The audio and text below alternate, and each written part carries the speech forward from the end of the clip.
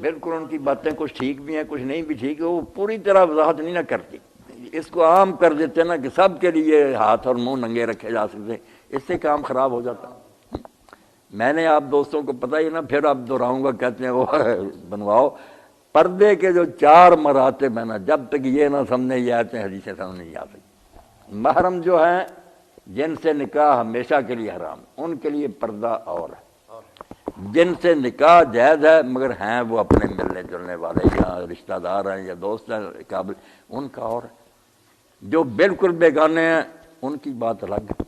خاوند اور بیوی کا آپس میں کہاں تک وہ ایک دوسرے کے سامنے، یہ چاروں جو ہے نا، زوجین کا کیا ہے آپس میں معاملہ، محرم جو ہیں ان کا کیا ہے، غیر محرم جو رشتہ دار ہیں یا احباب ہیں وہ کیا، اور اجنبی لوگ کیا، یہ چاروں کو الگ نہ سمجھے، پھر کہیں کوئی آیت ٹکراتی ہے کہیں کوئی آیت حدیث پریشان کرتی، تو یہ پھر مولانا وہ خطبات سننے چاہیے۔ باقی یہ جو ہے نا گھر کا پردہ، یہ وہ کہہ رہے ہیں نا، یہ سورہ نور میں ہے، اس کو نہیں ہمارے علماء نے خیال میں رکھا کہ کچھ تو بدلتے ہیں، مولانا مودودی صاحب وغیرہ، اللہ ما ظاہر منہ، جو خود بخود ہی ظاہر ہو جائے، نہیں، خود بخود ظاہر ہونے کی بات نہیں، ظاہر جو رہتا ہے نا حصہ وہ منہ ہے اور ہاتھ، یہ ٹھیک یہاں تک رہیں گے، مگر ہے اندر کی بات، وہاں شروع ہوتا ہے پیراگراف کہ اے ایمان والو کسی کے گھر میں داخل نہ ہو جب تک اجازت نہ لے لو سلام، پھر آگے حکم چلتے ہیں کہ عورتیں بھی نگاہیں اپنی بچائیں اور مرد بھی بچائیں۔ یہ جو غض بصر کا حکم ہے، نظریں نیچی رکھیں، یہ سارا ہے وہ اندر کا۔ اسی لیے جب سوال تفہیم القرآن میں پیدا ہوا نا کہ جب تم کہتے ہو عورتیں منہ چھپا کر باہر نکلیں تو پھر نگاہیں نیچی رکھنے کی کیا ضرورت ہے، سب نے تو منہ ڈھانپے ہوئے، تو مولوی صاحب کہتے ہیں نہیں ہو سکتا ہے بائی چانس کہیں موڑ پر منہ ننگا، نہیں، یہ وہ گھر کی بات ہے جہاں یہ ننگا ہی رہے گا، گھر میں وہی آئے گا جو آپ کے سے اجازت لے گا، اور آپ اس کو اس لائق سمجھیں گے کہ اندر آنے کی اجازت میں اسے کو دوں، ورنہ ڈرائنگ روم میں بٹھا، بیسک بتیجا آپ کا اگر آپ سمجھیں گندا وہاں بٹھا، جس کو آپ اس لائق سمجھتے ہیں نا کہ نہیں یہ دوست یا یہ رشتہ دار جو ہے نا قابل اعتماد، وہاں اللہ نے تانگ نہیں کیا کہ دیور اور جیٹھ صاحب کے سامنے منہ ڈھانپتی پھرے، وہاں یہی ہے کہ اللہ ما ظہر منہ، یہ جو ہے نا بغیر زینت کے سادی حالت میں منہ ہاتھ ننگے رہے گی۔ جب جائیں گی باہر پھر آ جائے گی یہ صورت احزاب، جس میں آگے آئے گا کہ اے نبی اپنی بیٹیوں سے، بیویوں سے اور مومنوں کی عورتوں سے کہہ دو کہ وہ اپنے اوپر بڑی چادریں لیں اور چادروں کا پلو اپنے آگے لٹکائیں تاکہ وہ پہچانی جائیں کہ شریف زادیاں ہیں اور کوئی ان کو چھیڑنے کی ضرورت نہ کر سکے۔ یہ گھر کے باہر ہے جہاں پھر نا یہ کہا چادر ہے، اور جو ہے خاوند بیوی وہاں کا ان کا آپس میں کوئی پردہ نہیں۔ اور محرم کے بارے میں جو بات میں نے آپ کو سمجھائی، یہ بھی نقطہ یاد رکھنا کہ محرم عورتیں جو گھروں میں کام کاج کرتے، یہ چھاتیوں سے نیچے پیٹ، پیچھے پشت اور یہ رانے، یہ حصہ نہیں ننگا کر سکتی سوائے اپنے خاوند کے، محرم بیٹے بھائی کے سامنے نہیں، مگر اس سے اوپر اور ٹانگوں سے نیچے اور یہ بازو وغیرہ، یہ اگر کام کاج کرتے وقت اگر ننگے رکھنے پڑیں یا کسی وقت نہ بھی دوپٹے وغیرہ لیں محرم کے سامنے، جس کے ساتھ تو ٹھیک، ظہر، بطن اور یہ رانے سارے پہلے سمجھنے چاہیے نا دین کے مقام، پھر پتہ چلتا کہ پردہ کس کے، اللہ تعالیٰ ناخواہ خواہ تنگ کرنا چاہتا۔ اب کئی لوگ مولانا مجھے کہتے ہیں کہ حدیث میں آتا ہے کہ جو دیور جیٹھ ہے موت ہے، تو میں نے کہا یار اس کا شروع بھی کبھی پڑھا ہے، کب اس میں یہ بات آئی ہے پردے کی کہ وہ منہ ڈھانکے، دیور جیٹھ سے پردہ اس طرح کرنا جینا حرام ہو جائے گا۔ یہ جو حکم ہے تنہائی کا، کہ حضور نے پہلے فقرہ فرمایا کہ ہر وہ شخص جس کا اللہ اور آخرت پر ایمان ہے وہ تنہائی میں ایسی عورت کے ساتھ نہ بیٹھے جس کا اس کے ساتھ نکاح ہے، ورنہ تیسرا شیطان ہوگا۔ لا یخلون خلوت، کہ بند کمرہ، کنڈیاں چڑھائی ہوئی، وہاں بیٹھے، خطرہ ہی خطرہ۔ اس وقت لوگوں نے پوچھا کہ دیور جیٹھ، فرمایا موت، یہاں تو اور زیادہ بے تکلفی ہوتی ہے۔ یہ تنہائی ہے، خلوت بلا جنبی ہے، یہاں یہ پردہ پردہ کا مسئلہ کوئی نہیں تھا، انہوں نے آپ ہی یہ بنا لیا، کتابیں کھول کر پڑھیں پتہ چلے۔ زوجین، محرم، غیر محرم اور اجنبی، یہ چار جو ہے نا الگ الگ، جب تک نہیں سمجھیں گے کبھی کوئی آیت پریشان کرے گی، کبھی کئی ایسی باتیں جیسے اپنا جینا حرام ہوگا، کہیں بالکل پھر آوارگی ہوگی، ساری چیزیں سمجھنے کی ہیں۔ یہ اہل کتاب کے بارے میں جو ابھی ذکر ہوا ہے کہ ان کی عورتوں کے ساتھ جی تو حدیث میں آیا ہے کہ دیور موت ہے، جی جی بالکل. اس دن مولانا صاحب سے بات ہو رہی تھی تو انہوں نے کہا تھا یہ خلوت کا معاملہ ہے, یہ گھر کے اندر کمبائنڈ فیملی میں یہ تھوڑی بہت لچک ہے. ہاں ہاں بالکل یہی بات بتائی تھی. جی میرے ایک ساتھی انہوں نے ایک اور حدیث کوٹنگ کی ہے کہ جب عائشہ اور ایک اور امت محمد بیٹھی ہوئی تھی تو انہوں نے کہا ایک نابینا صحابی آئے تو انہوں نے کہا کہ یہ ہمیں تو نہیں دیکھ یہ تو ہمیں نہیں دیکھ سکتے ان کے آندھے ہیں. آپ سے انہوں نے کہ تم لوگ تو اندھے نہیں ہو نا. جب اتنے معاملات سخت ہوں تو پھر دیور کے ساتھ کمبائنڈ فیملی میں کس طرح وہ جائز ہو سکتا ہے؟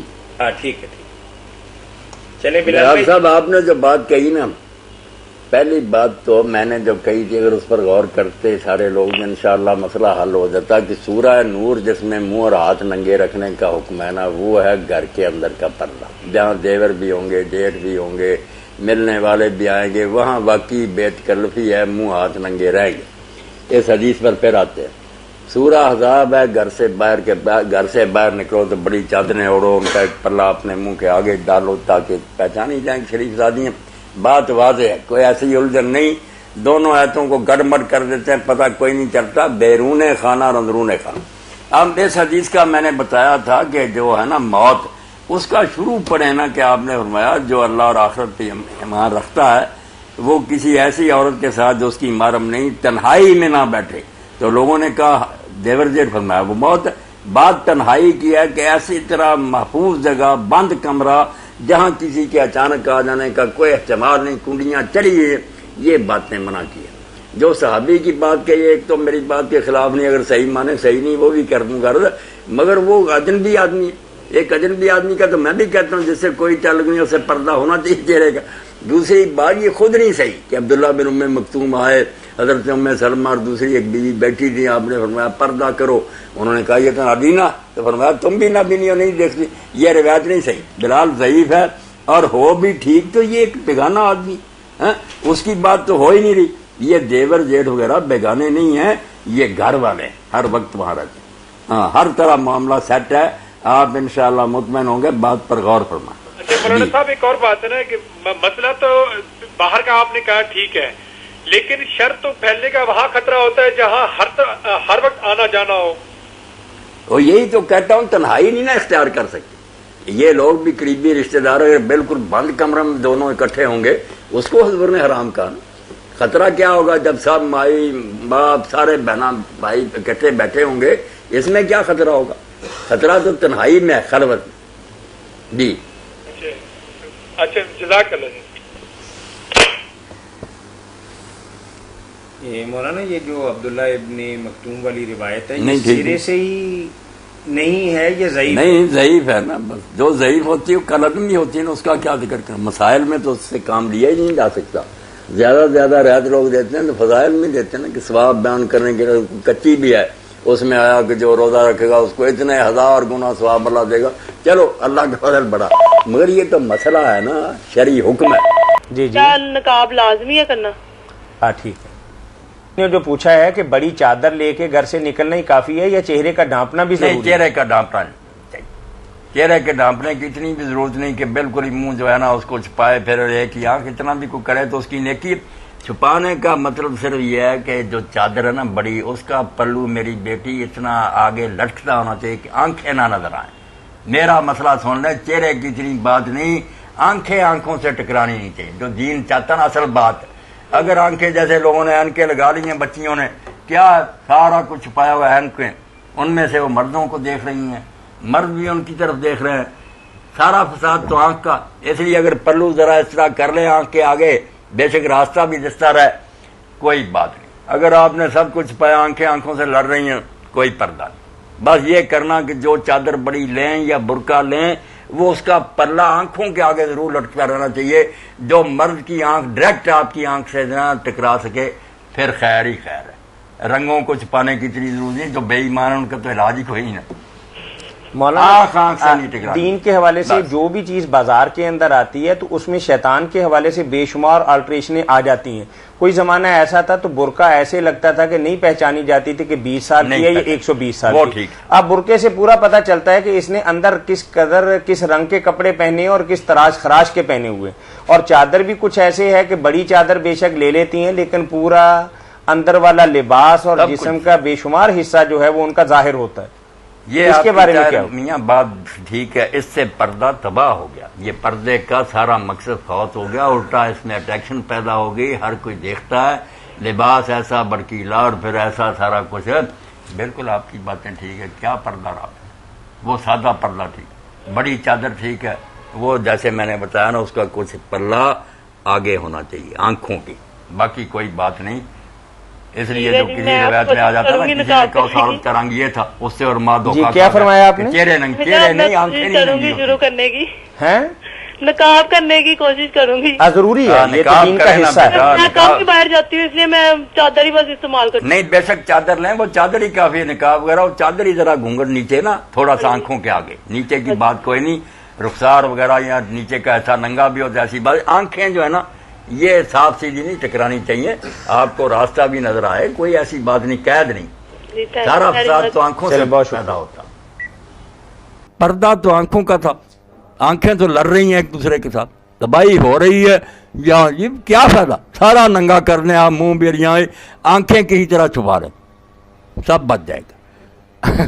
سارا فتنہ تو آنکھوں میں نہیں. میری بات پر غور کریں نا، جو اصل تھا تلوار وہ چل رہی ہے اور یہاں تک چھپایا ہوا. کیوں اتنی مصیبت میں پڑی؟ بے شک تھوڑی ننگی کر لو، یہ بھی کر لو، آنکھوں کے آگے کپڑا ہونا چاہیے، اس طرح پلو لٹکتا ہو جس سے راستہ بے شک دیکھو مگر ڈائریکٹ آنکھیں نہ نظر آئیں.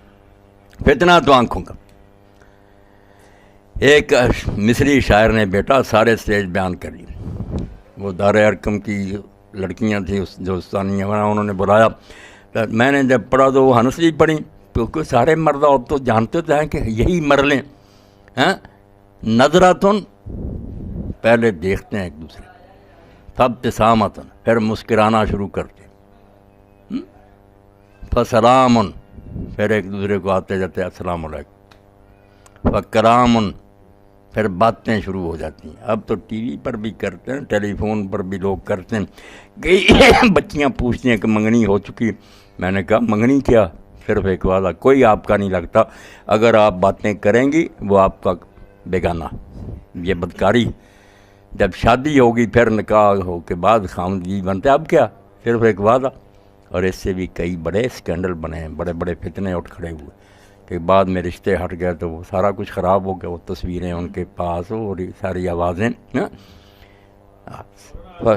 فکلامن پھر باتیں، فموعدن پھر وعدہ، فلقاؤ پھر ملاقات. چھ دیکھو کیسے اس نے نا بالکل موتی پرو دیے. نظرتن فابتسامتن فسلامن فکلامن فموعدن فلقاؤ. تو پہلے مرحلے پر جو بچ گیا کہ آنکھ نہیں کھلی چھوڑی، سب سے بچ گیا. جب یہ چھلانگ لگا دی اب کون بچائے گا؟ ایک دوسرے کو دیکھتے ہیں، سارے کام آگے سے آگے بڑھتے جائیں گے. یہ اینکیں لگا لیتی ہیں، اس میں سب دیکھتی ہیں. یہاں برقعے پہنے ہوئے، سارا مقصد تباہ کر دیے. یہ مرزائیوں کا ہوتا تھا پردہ، اب یہ بھی لوگ کرنے ایسا ہی لگ گئے.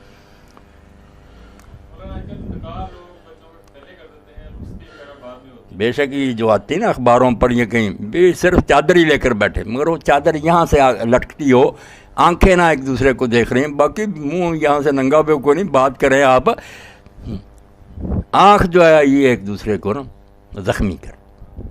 اس کو کہا گیا سہم من سہام ابلیس، شیطان کے تیروں میں سے یہ تیر ہے.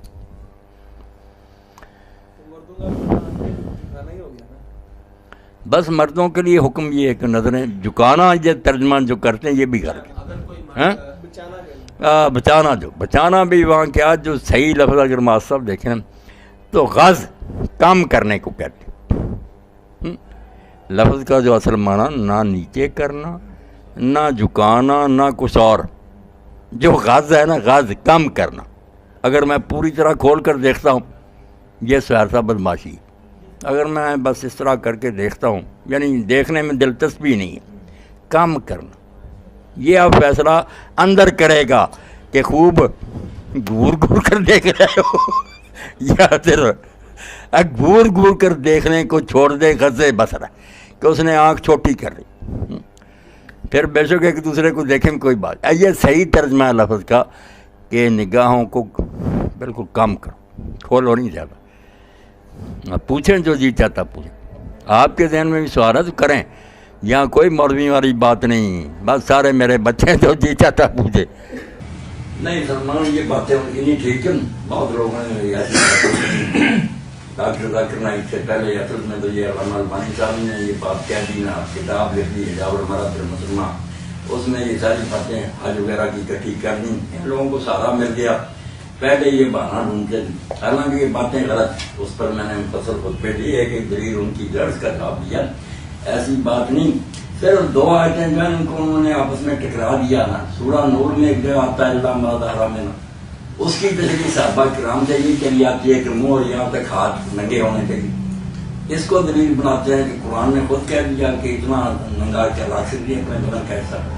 اور دوسرا یہ سورہ احزاب میں کہ جب عورتیں بڑی چادر لیں اور اپنے منہ کا آگے گھونگھٹ نکالیں تو اس کو پھر یہ کرنے خاص حالات سے. حالانکہ وہ اسرائیل صاحب کی بات ٹھیک ہے کہ سارے احکام جتنے دین میں اترے خاص حالات میں اترے نا, کوئی حالات ہی پیدا ہوئے تو حکم اترا, مگر جب اتر گیا تو قیامت تک لیے. اب اگر بہانا بنا اس وقت بہت خرابی ہے, نعوذ باللہ مدینہ میں بہت خرابی ہے, دنیا میں بہت نیکی آ گئی ہے, یہاں پر نیکی ضرورت نہیں. اب تو یقین جانے ایسا ہونا چاہیے کہ تربوز اگر حلال بھی ہے تو ایسے کے زمانے میں ڈاکٹر ڈاکٹر اگر پردہ چہرے کا نہیں بھی تھا نا, جو خدا 10 سال میں وہ کہے گا یار نہیں بھی تھا تو اس دور میں تو ہونا چاہیے. اتنا ہی فتنہ الٹی گنگا بہا رہے ہیں کہ اس وقت خرابی تھی مدینہ میں, اب بہت نیک ہو گئے مرد عورتیں, اب نہیں ہوتی. یہ بات تو ماننے والی بالکل جھوٹی بات. اصل میں بات یہ ہے کہ وہ جو ہے نا اللہ ما ظہر منہ, ہمارے علماء بھی جان چھڑانے کے لیے کہتے ہیں نہیں یہ مطلب بالکل ٹھیک ہے, وہ ہاتھ اور منہ ننگے رکھنے کی بات ہے, مگر وہ شروع کس طرح ہوتا ہے پیراگراف کیا ہے ایمان والوں دوسروں کے گھروں میں جب داخل ہو تو اجازت لو اور سلام کہہ کر جاؤ. وہاں پھر حکم ہوتا ہے کہ اپنی نظریں بچا کر رکھو, عورتیں بھی نگاہ نہیں کی, کیونکہ گھر میں پردہ نہیں ہوگا, منہ اور ہاتھ ننگے ہوں گے, منہ اور ہاتھ ہے وہ بھی سادہ حالت ہے. یہ گھر کی بات ہے, گھر میں وہی سلمان جائے گا جو اجازت چلے گا, اور یہ گھر والے کا کام ہے عقل سے کام لے کے. یہ اس لائق ہے کہ اس کی سیرت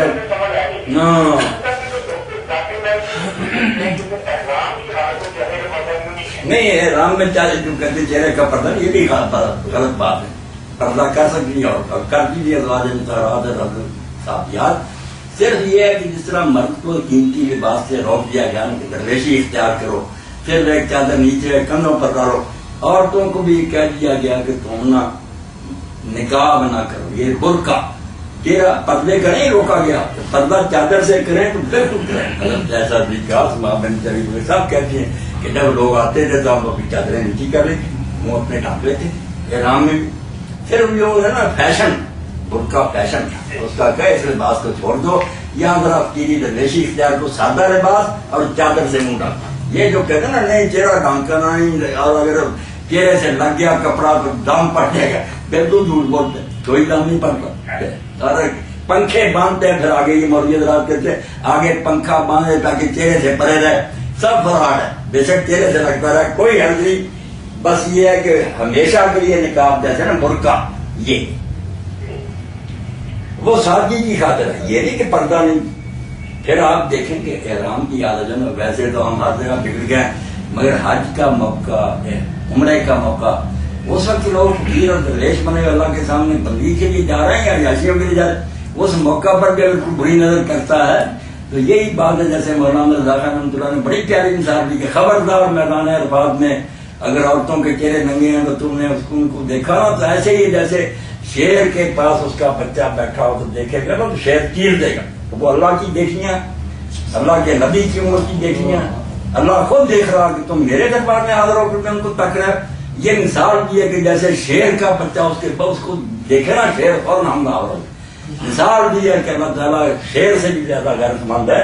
اور یہ بچیاں جو اس کی بندیاں, اس کی لونڈیاں, تو جو حج میں بھی جس طرح بکواس کرتا پھرتا ہے اس نے کیا حج کرنا, ورنہ وہاں تو کیا سوچے گا.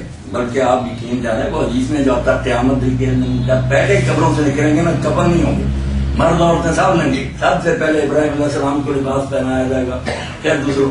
وہاں لوگوں نے پوچھا, حضرت ایسا ذکر نہیں پوچھا, اللہ کے رسول کیا بنے گا, عورتیں ہی ننگی اٹھیں آپ نے, اور میں ایسا وہاں کسی کو یہ ہوش ہوگی, کون دیکھتا ہوگا, طوطے اڑے ہوں گے, نگاہیں اوپر ہوں گی, جان کے لالے پڑے جان کے لالے پڑے ہوئے کہ کیا آ گیا وقت.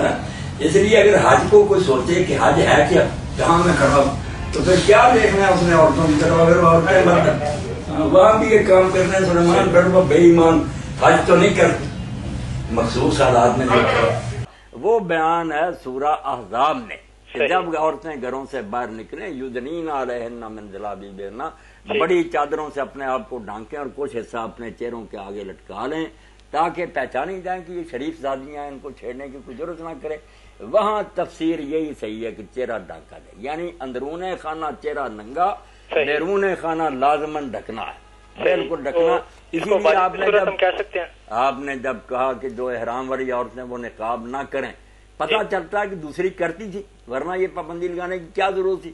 اور وہاں بھی منہ ننگا رکھنے کا حکم نہیں لوگوں نے غلط سمجھ لیا ورنہ ام المومنین عائشہ رضی اللہ عنہا فرماتی ہیں اسماء بنت ابی بکر کہتی کہ جب لوگ آتے تھے دوسرے احرام کی عرض اپنے چہروں پر اپنی چادریں لٹکا لیتے تھے. صرف یہ ہے کہ باقاعدہ نقاب جو برقع وغیرہ یہ احرام کی حالت میں فیشن ہونے کی وجہ سے روک دیا کہ اتنی زینت کی ضرورت تھی ورنہ چہرہ وہاں بھی چھپا سکتی عورت. سوال ہمارے پاس تحریر یہ ہے کہ پردے کا منشا تو دلوں کی پاکیزگی ہی ہے تو بھائی لکھتے ہیں اس لیے آواز کو بھی شمار کرنا چاہیے. تو یقینی بات ہے کہ بے تکلفی سے دلوں کے اندر کچھ خیالات آتے ہیں تو اس خطرے کو دور کرنے کے لیے ہمیں کیا علاج اختیار کرنا چاہیے؟ سب کچھ تو انہوں نے خود ہی بتا دیا. میں اس میں کیا عرض کروں کہ پردہ اسی لیے حکم ہوا ہے کہ اس سے خیالات جو ہے نا ان میں خرابی آتی ہے گندے خیالات پیدا ہوتے ہیں شہوانی جذبات بڑھتے ہیں. اور آواز کے بارے میں بھی ان نے خود ہی کہا کہ اس کو بھی سطر کہا گیا.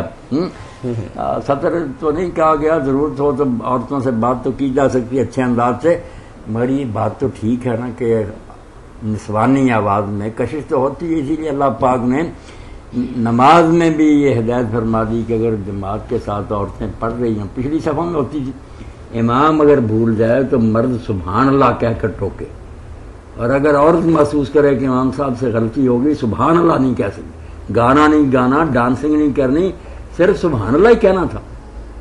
دین نے ہضم نہیں کیا اس کو کہ مردوں کا مجمع مسجد نبوی صحابہ اور سبحان اللہ کہہ رہی اور ہاتھ پر ہاتھ مارے. وہ بھی اس طرح نہیں کیے تو تاڑی بن جائے یہ بھی موسیقی ہو جائے گی. اس طرح اس کی طرف سے کہ وہ آواز سے توجہ کرے امام کہ بی بی کو ٹوک رہی ہے کہ مجھ سے غلط یعنی یہ بھی قبول نہیں کیا کہ نماز میں اور مسجد نبوی. اب اس کے بعد جو لوگ دین کے گلے سے بے پردگی اتارنا چاہتے ہیں جدت پسند ہے میرے پاس ان کا کیا علاج ہے. کھلی بغاوت کرنے کی یہ دین آؤٹ آف ڈیٹ ہم نہیں اس کو مانتے. ضرورت تو یہ کرے اس دین بیچارے کو کیوں گھسیٹتے پھرتے ہیں کہ نہیں بھائی ٹھیک ہے اسلام کو کیا اعتراض نہیں. اسلام کو تو اعتراض بہت. اسلام تو جانتا ہے کہ عورت مرد آپس میں ملیں جلیں گے باتیں ہوں گی تو بربادی ہو جائے گی. بس اسلام کا تو یہ کہنا. اب یہ اسلام اگر کسی کو پسند نہیں تو چھوڑ دے کوئی جبر نہیں. وہ کہہ دے ہم اس دین کو نہیں مانتے زمانہ آگے نکل گیا. بہت شرمندگی بھی ہے اور معذرت بھی ہے کہ ہماری عورتیں ہمارے ساتھ بات کرتی ہیں تو ان کا لب و لہجہ خاصا کرخت ہوتا ہے لیکن ہمارے گھر پہ اگر کسی کا فون آ جاتا ہے تو وہی بی بی جو تھوڑی دیر پہلے بڑی مردانہ آواز کے اندر بات کرتی تھی تو کچھ اس قدر لوچ کے ساتھ بات کرے گی کہ بندے کا دل کرتا ہے کہ یار اس کا منہ چوم دے. بالکل نخرے سے باتیں کرتی ہیں دکانوں پر جاتی ہیں تو اسی طرح کرتی. حالانکہ اللہ تو کہتا ہے کہ خامد کے ساتھ کرو ایسی باتیں نہیں کرتی. خامد ساری عمر ترستا رہتا کہ پیار کی بات کرے نہیں جلی بنی اور ادھر جا کرنا بہت شیریں بیانی اور زبان سے شاید اس کی تھوڑی وضاحت کریں گے. کال لیتے ہیں. تو آپ طاہر میاں بات کر رہے تھے کہ رسول اللہ کا گھرانہ جس سے پاکیزہ گھرانہ حضور کی بیویاں جو امت کی مائیں تھیں جن سے نکاح بھی حرام کر دی قرآن نے ان کے بارے میں کیا کہا فلا تخضعن بالقول کہ لوچ کے ساتھ اور نزاکت کے ساتھ نخرے کے ساتھ کسی امتی سے بات نہ کرنا. فیطمع الذی فی قلبہ مرض اللہ نے خود نشاندہی کر دی کہ اس کے دل میں برے خیالات پیدا ہو جائیں گے. کوئی نہیں روک سکے گا. نرم آواز سے شہوت ابھر جائے گی. یہ قرآن ہے.